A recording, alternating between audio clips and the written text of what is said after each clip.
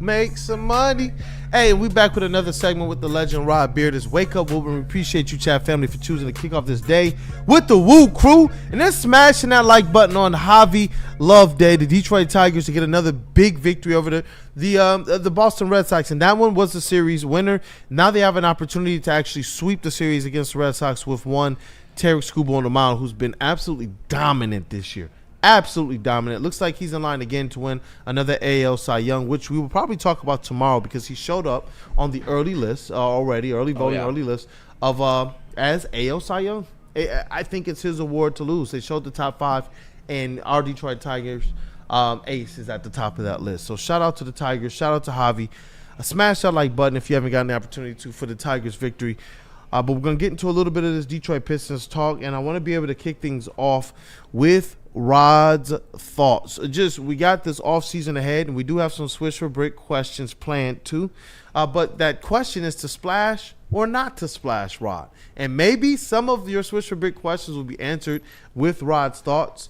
But I'm really looking forward to just what the temperature is for the Detroit Pistons, the outlook from your vantage point.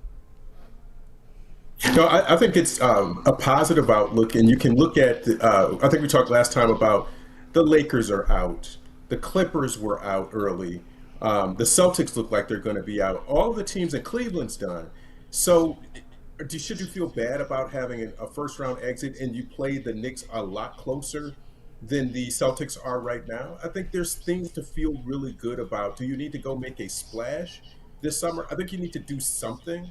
But it doesn't have to be go and get Giannis and mortgage everything in the future in order to do it. I think you continue on the path that you're on with just trying to work with the roster that you have and trusting the talent that's there. If you can get Giannis, you make the phone call and you see what it's going to take.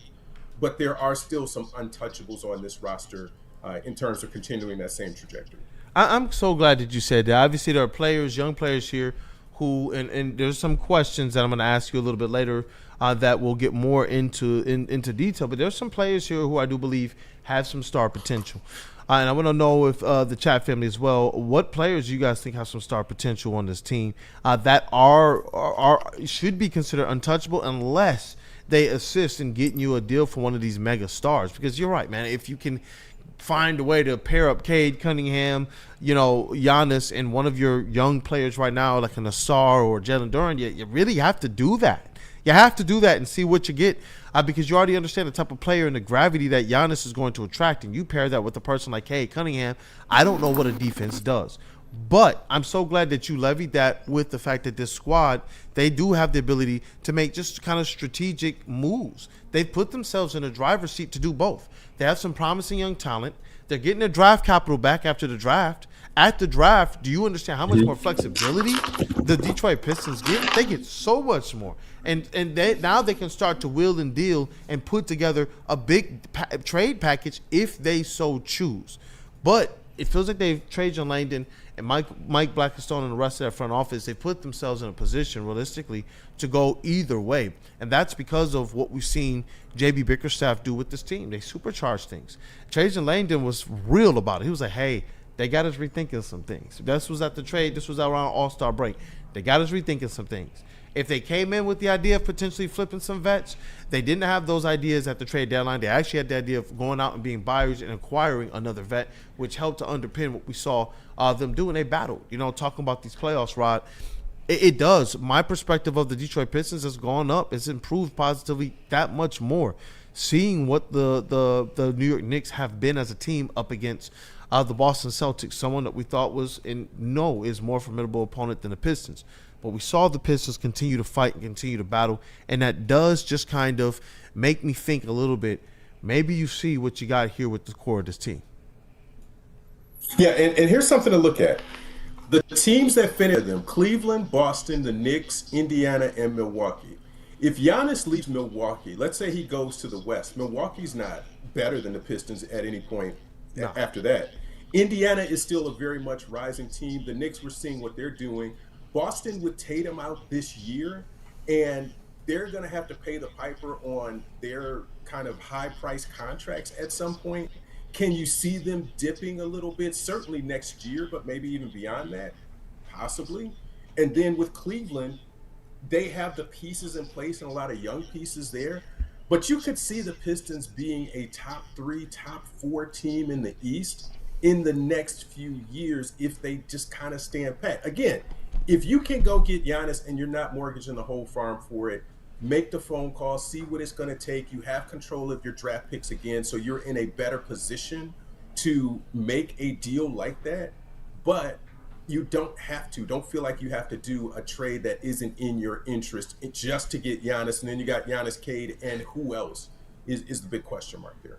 Yeah, and that to me is where you're at right now. I do believe this team showed enough that they're a real player. And you look at the dysfunction in the Eastern Conference, like you talked about, Milwaukee could find themselves looking up at the Detroit Pistons in the Central for some time. You know, this thing is setting up very, very favorably for the Pistons. And it's what led to our early optimism. When we saw the Pistons reach the play-in positioning, what did we start doing? We looked at team dysfunctions, all team dysfunction. We saw all of the different squads that we believe the Pistons are going to have an opportunity to get above. Why? Because in those locker rooms, there's less harmony. In those locker rooms, there's more trade news, you know.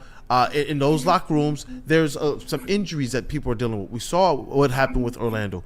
You know, we understand some of the trade news that goes on, that has gone on and followed, even if it's just rumors, Trae Young. These things, we saw what happened with Philadelphia. All of these teams that were once projected to be ahead of the Detroit Pistons, they've turned into like dysfunctional teams, including the Miami Heat. I asked people before, you know, we can hyper-criticize Kade Cunningham and his, you know, what you wanted to see from him in this playoff run. But would you trade that all-star for Tyler Herro? Absolutely not. And that, to me, is what makes me very comfortable about what the offseason could be for the Detroit Pistons. You don't have to do much to make this a win for them, but they do, and they have set themselves up in a position to be able to have more if they want it. So if you had any more thoughts, definitely, I'll give you that platform, and if not, I'm going to have JB throw up that graphic. Let's go. Throw it up there, man, because, you know, it's not officially Swish or Break until we see the graphic, man. Shout out Swish or Break.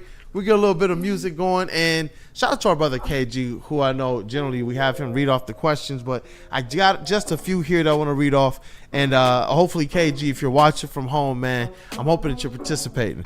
Get well soon. Our brother Flannel Sam, we miss you too, but let's get into this thing. I'm going to read off a question. I'm going to make a statement in support of the question. It doesn't matter if I actually agree with it or not. It's trying to find what the sensibility in the question or the statement is, and if we go around the room, we're gonna get answers from everybody, and we will read the chat, and then the legend Rod Beard will finish up. So the first one, Kade Cunningham is enough of a star that you don't need to make a splash.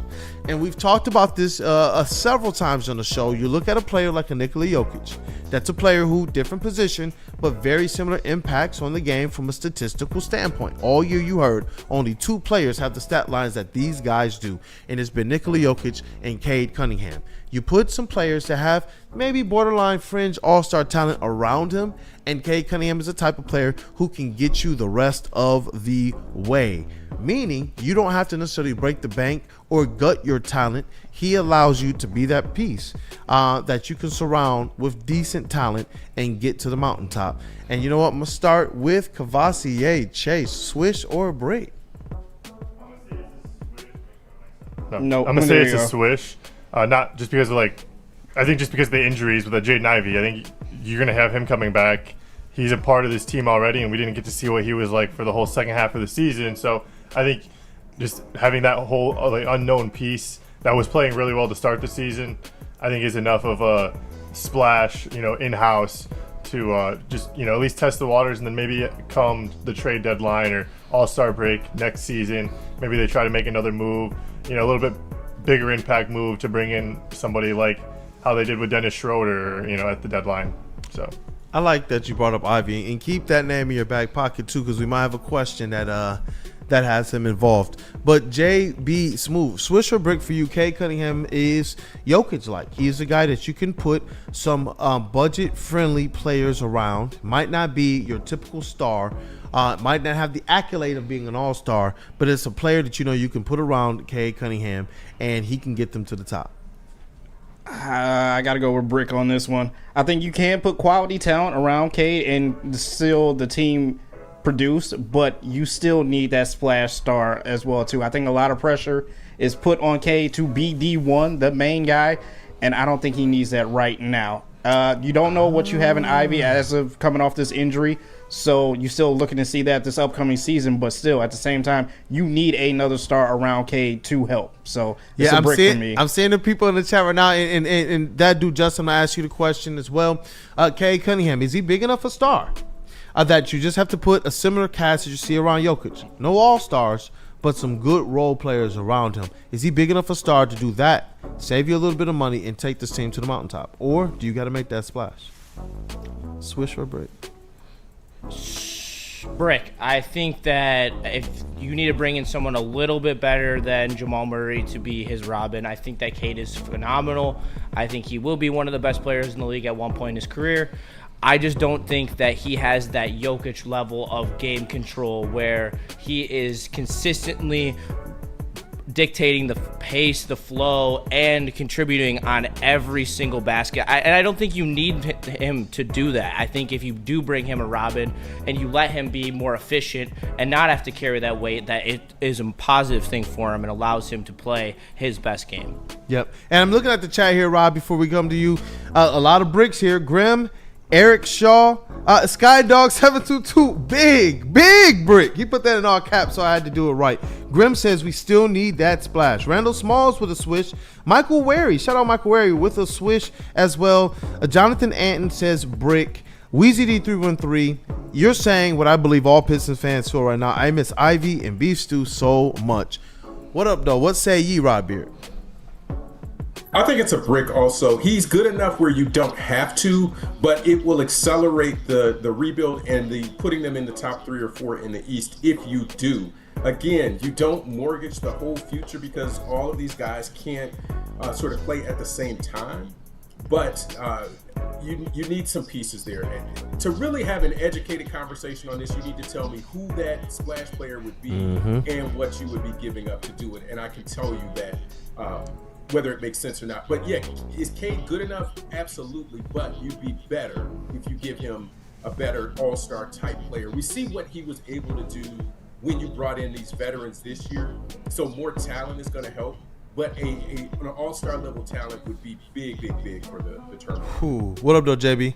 I just had to ask this to Rod real quick. Sorry to hijack Swish or Brick, but I seen a trade the other day that was kind of outrageous.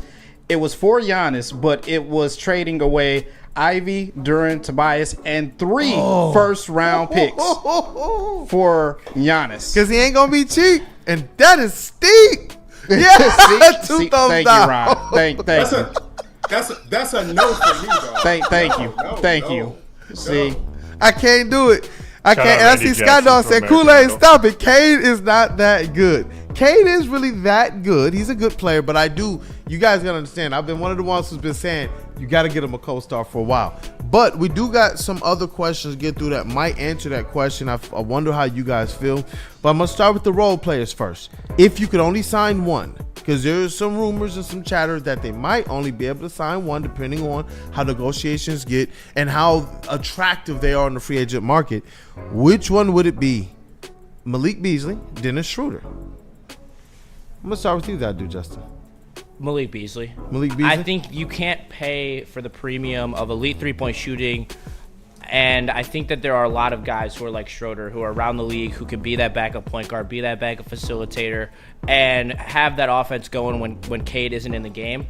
I just think there's a lot more of those guys around the league than there is knockdown three-point shooters that can lead the league essentially in threes. How much does the playoff performances weigh? Because we know this. Shruder did show up in the playoffs to be actually a scorer in addition to a facilitator, whereas Beasley, some of the playoff narrative, a little bit of that followed him into the playoffs.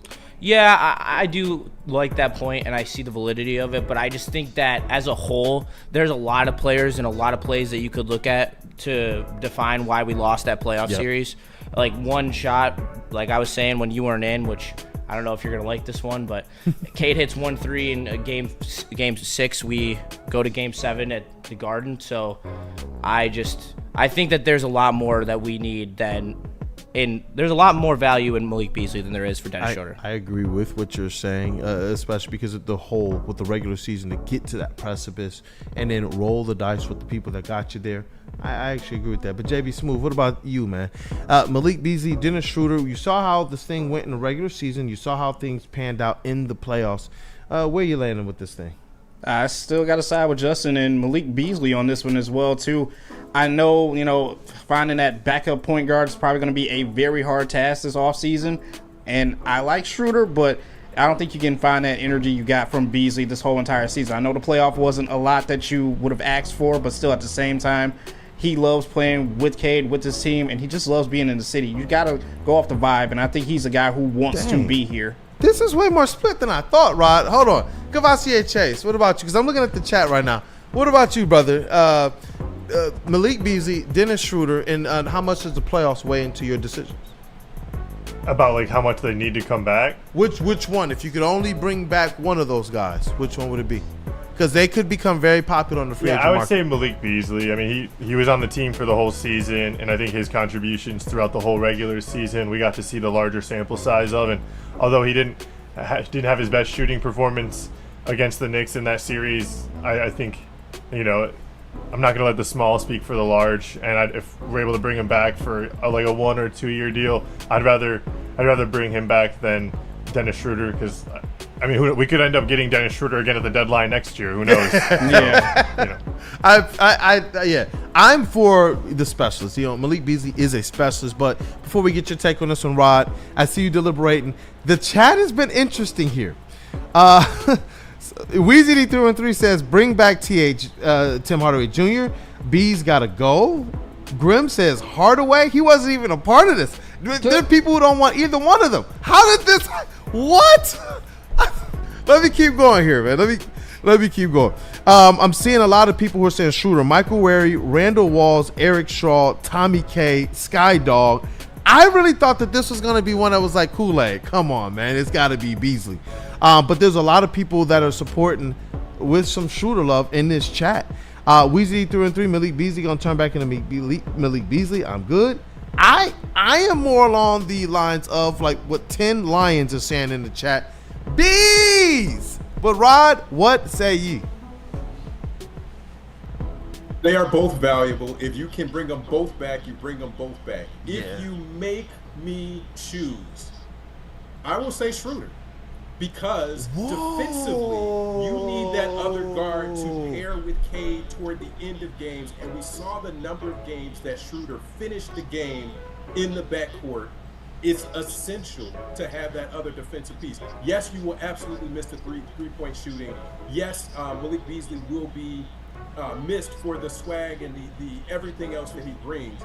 But if you have teams who are coveting both and are going to write a blank check or give out a blank check, they will pay Malik Beasley more. It will be harder to keep him. If you can only keep one, the answer is true. Damn.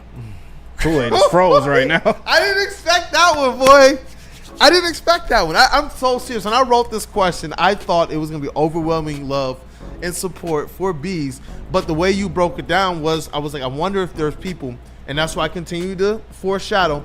There are some rumors based on how popular some of these players could get in free agency that they might price themselves out of the Detroit Pistons, but both of them are proven to be pretty valuable to the Pistons' success this season. And obviously we know Malik Beasley's for the full. Somebody's going to offer Malik Beasley $18 or $20 million, and you can't pay that. Oh. That's why it's a valid question. I'm so glad you broke it down the way you did. And you know what? There's something that we've seen, the teams that they take that next step here in Detroit is because of internal growth. We've seen players turn into stars. The Lions, multiple of those on offense and defense, and they're getting the bag. The Tigers, multiple players who are stepping into stardom that were homegrown. The Detroit Pistons, we knew what Kade Cunningham was, but for the next question, which of these two, if you need two of them to step towards that, which two do you believe are closest to or will ascend to star level? Jaden Ivey, Asar Thompson, Jalen Duren, Ron Holland. Start with you, that dude, Justin. Say that question one more time. Which two of these players do you believe are the closest to or will ascend to star level? Because internal growth has been integral, to what all the other teams have done. And we know when you're picking that high in a draft, you look at Orlando Magic, they got a couple players out that draft that you could say are star level. When you look at the Houston Rockets, they got a couple players through the draft that you could say are star level. Which two of the Detroit Pistons players here do you believe are closest to or will ascend to? You got Jaden Ivey, Ausar Thompson, Jalen Duren, Ron Holland. Well, I think the closest would be Ivy, because he's shown you the most offensively and that he can be that second option to an extent. You obviously want to see more for him to prove that he can be that, in the playoffs and down the stretch. But I think Ivy's the easiest choice. I think that I'm going to go with Ausar Thompson. I think that he is right there at every other aspect of the game except for his shot. Even if he is able to develop a mid-range game like Sean Livingston did, like think about if he was able to do that and was able to become a Sean Livingston type of player, like that would be huge for this team. And he is more athletic than Sean Livingston was. And so I really think that he's close. And if he's able to develop any type of mid-range to outside game, the sky's the limit. He already has the defensive upside. He's athletic as hell. He's hard. He's gonna be a hard guard one day. When he really finds that handle, he's gonna be a hard guard. It's gonna be tough to stay in front of him. He's got those broad shoulders. Shades of overtime elite. Yeah, he's a tough guard, and I expect him just to continue to become. Maybe smooth. I mean, Kelvin Shepard already said Jalen Duren was the number 2 on this team. Rod, I don't know if you still got the sticky note. So, yep, see, there it is. I love Jalen There it Duren is right too. there. So I got to go with Duren, and I got to go with Ausar. These are the two that you need that are the next big stars to step up for this Pistons team. I've got to look around and make sure I don't say nothing bad about Jaden Ivey, because Stick is right around here. Around so, somewhere. yeah, let me just get that out of the way, but those are my 2. So. Goodness. Hey, there he goes. See, right behind you. See, look. There he goes. Say his name and he there appears. he goes. Right behind you, man. I think he heard you. I think he heard you say. I think he heard you. What's going on? What do you say? I think he heard you, JB. Listen, this is the question, Stick. Which two of these players do you believe are closest to being a star or will ascend there? Because they need internal growth. Ivy, Ausar, Duren, or Ron Holland? What are your two? Do you want to tell them the two you picked, JB Smooth? I picked Duren and Ausar. It's not even Beetlejuice. You don't even have to say it 3 times. Just stick one time, and he just shows up. What up, though, Stick? I mean, the question should have been out of 3, who's the next star besides Ivy? Like that, I think that's the best way to ask the question. what I said. think that's a better question. That's what Justice said. Yeah, that's what I said. I said Ivy doesn't necessarily deserve to be in this conversation. That's what I think. I can't love this guy anymore, right? Oh, Cavassier, who are your two, man? I'm gonna go with Ausar. I think he kind of flashed in the playoffs with like defensively and a little bit offensively as well. So I think him for sure. And then I'm gonna go with Duren as that second option as well, just because he was healthy all last year, so he doesn't have that extra hurdle to kind of deal with. As far as like overcoming like just overall development, as far as like in their like what would be the 4th year in the pros. So obviously he's got to get work on things in the offseason, but then battling back to get fully healthy and feel confident under his legs next year, I think is like whole separate issue. So the fact that Duren and Ausar are end of the season healthy and are able to kind of just keep working towards the offseason, I think they're going to have a little bit of a head start compared to Ivy next year, and that's why I'm picking those two. Man, that's how disappointed Stick is. Stick is so disappointed, man, in the magic chair right now. But look, the chat. Randall Small says all of the above, but I'm seeing it. Eric Shaw, Ausar Thompson, and Jaden Ivey. I'm seeing a lot of Ausar love here. Mitten May says Ausar. He doesn't even say anybody else. Tommy K Ausar. Cube just says Ivy. ... Skydog. Ivy and Thompson. That's probably the closest pair I've seen, or the most common pair I've seen is Ivy and Ausar Thompson in the chat. I'm not seeing a lot of love for Jalen Duren, which is interesting. But Rod Beard, what say ye? In honor of our comrade, I will say Jalen Duren will be one of those. But I think it's Ivy, and it's a contract year. Ivy and Duren? Contract year, and I think both of those guys are playing for that next contract, and so you'll start to see that development. We saw Duren's big jump this year, And I think with Ivy, you'll start to see that. And if you see it with Ivy, you may not miss either Shruder or Malik Beasley quite as much. You'll kind of forget that one of those guys wouldn't be here if you get that contribution from Ivy.